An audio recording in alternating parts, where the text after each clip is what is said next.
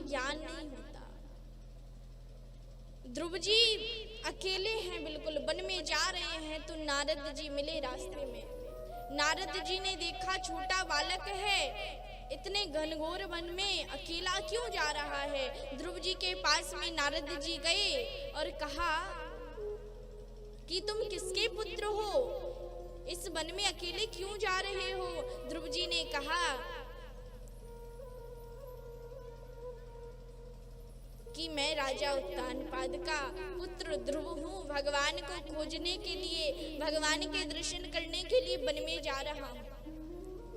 नारद जी को देखते ही दंडवत चरणों में गिर गए। संत को देखते ही हमेशा झुक जाओ तो उनका आशीर्वाद हमें मिल जाता है। ध्रुव जी महाराज ने दंडवत की है नारद जी को। नारद जी ने आशीर्वाद दिया, कहा वन में भगवान मिलेंगे। वन में भगवान नहीं बल्कि बब्बर शेर रहता है, खा जाएगा तुम्हें। कितनी बार भोजन करते हो दिन में। ध्रुव जी ने कहा कभी 4 बार कर लेता हूँ, कभी 5 बार कर लेता हूँ, और जब मेरी माता मुझे गोद में बिठाकर भोजन कराती हैं तब भोजन करता हूँ। नारद जी ने कहा वहां तो मैया नहीं मिलेगी, वहां भोजन नहीं मिलेगा, इसलिए जाओ अपने घर लौट जाओ। ध्रुव जी ने कहा जब पेट दिया है तो भोजन की व्यवस्था भी भगवान ही करेगा। जल में थल में सचराचर में सबकी सुध लेत वो मेरी भिले हैं। मन वृथा क्यों सोच करे, सोच करे कछु काम नए है। जब दात नहीं तब दूध दियो, अब दांत दिए कछु और भी देगा। ध्रुव जी कहते हैं कि मनुष्य का जन्म बाद में होता है, लेकिन मातृ स्तनों में दूध पहले आ जाता है।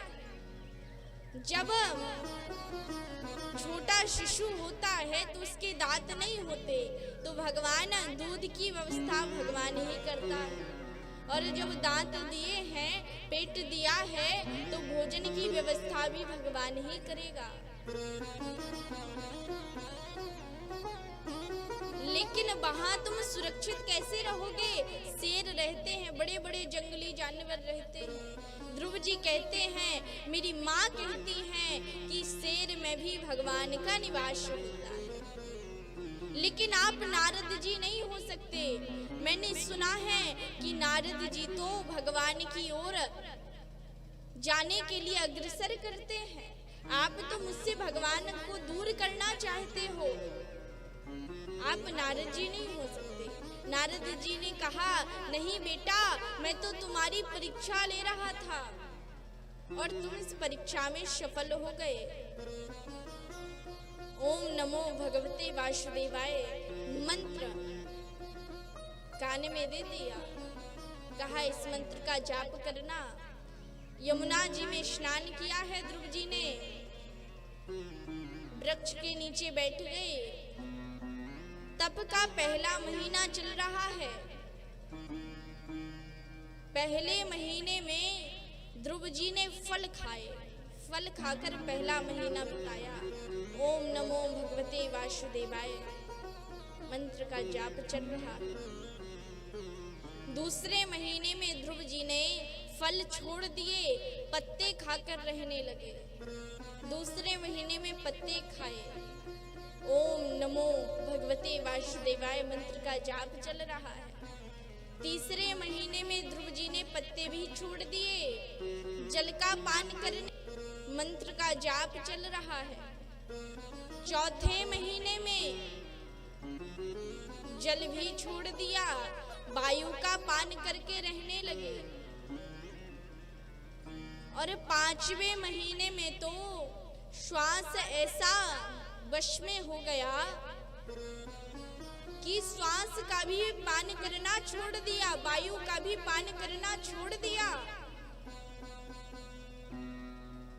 बिना वायु के रहने लगे पांचवें महीने में। जैसे ही ध्रुव जी ने अपनी श्वास रोकी, वैसे ही देवता घबरा गए। देवताओं की श्वास नहीं निकल रही थी, श्वास नहीं ले पा रहे। दौड़ते हुए ब्रह्मा जी के पास गए, कहा ब्रह्मा जी एक ऐसा बालक है, 5 वर्ष के बालक ने अपनी श्वास को रोक लिया है, हम भी श्वास नहीं ले पाते। देवताओं ने जब कहा, ब्रह्मा जी ने कहा अरे तुम्हें छोड़ो, मेरी भी श्वास यहाँ रुकी हुई है।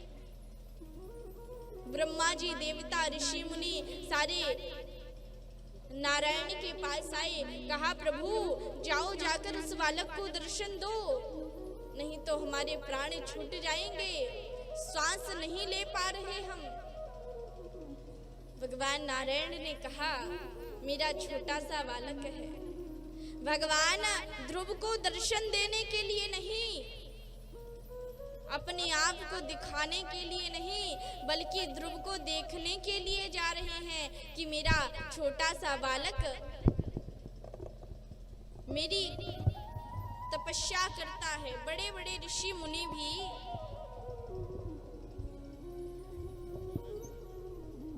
जो तप नहीं कर पाए, मुझे प्राप्त नहीं कर पाए, छोटे से बालक ध्रुव ने, जिनकी 5 वर्ष की आयु है, भगवान को प्राप्त कर लिया।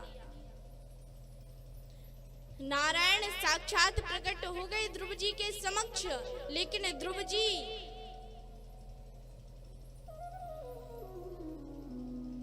अभी भी अपने ध्यान में लीन थे।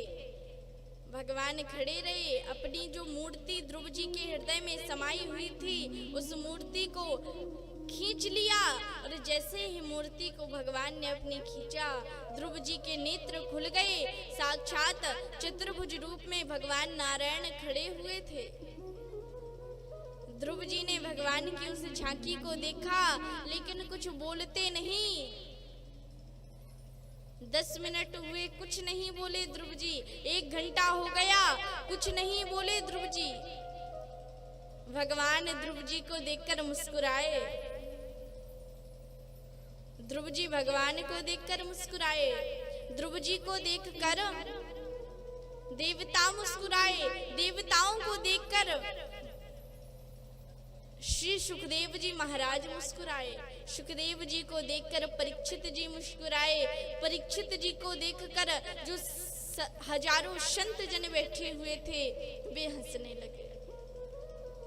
भगवान इसलिए हंसे, कैसा बालक है, इतनी देर से खड़ा हूँ, यह कुछ बोलता नहीं। ध्रुव जी इसलिए हंस रहे हैं, प्रभु कुछ बोलना ही नहीं आता तो क्या बोलूं।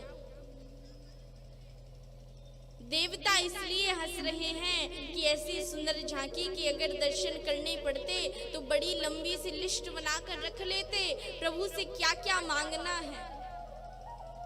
सुखदेव जी इसलिए हंस रहे हैं कि जब प्रभु के दर्शन हो गए तो अब मांगोगे क्या। परीक्षित जी इसलिए हंस रहे हैं, श्री सुखदेव जी महाराज आपने बड़ी कृपा की जो इतनी सुंदर झांकी के दर्शन हमें कराए। संत जन इसलिए हंस रहे हैं कि परीक्षित तुम पर बहुत बड़ी कृपा हो गई, जो सुखदेव जी जैसा वक्ता तुम्हें मिला कथा से।